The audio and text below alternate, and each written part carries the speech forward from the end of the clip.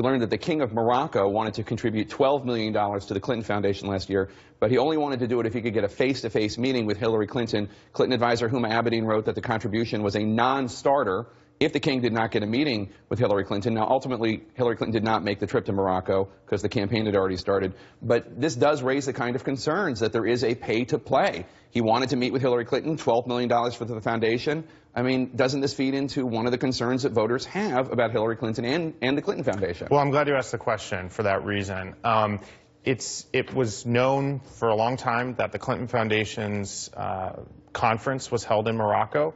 It has been known for a very long time that Secretary Clinton chose not to attend that conference. So there isn't anything new here. Well, Bill and Chelsea did. They did. But Secretary Clinton chose not to.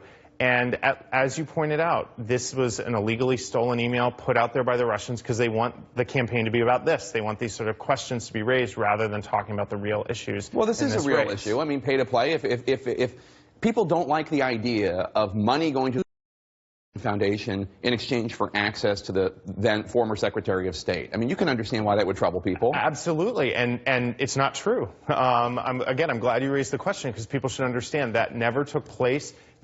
Secretary Clinton always met the highest ethical standards when she was Secretary of State, when she was United States Senator. There were systems put in place to prevent exactly what you're talking about. And again, the Russians illegally stole these emails. They're selectively dumping them out. I can't even verify whether the actual content in them is real. But this is the conversation they want us to have versus how Hillary's going to create jobs, how Hillary's going to help lower costs. Well, when Hillary Clinton was Secretary of State, and this is not from WikiLeaks, this is from a Freedom of Information Act request, when Hillary Clinton was Secretary of State, and the Haiti relief program was going on, and the State Department and the Clinton Foundation were working on that, emails were sent to the State Department in which people who were quote-unquote friends of Bill, FOB, were highlighted. Why would they be highlighted if it wasn't because cronies of the Clintons would be given access and contracts to help rebuild Haiti?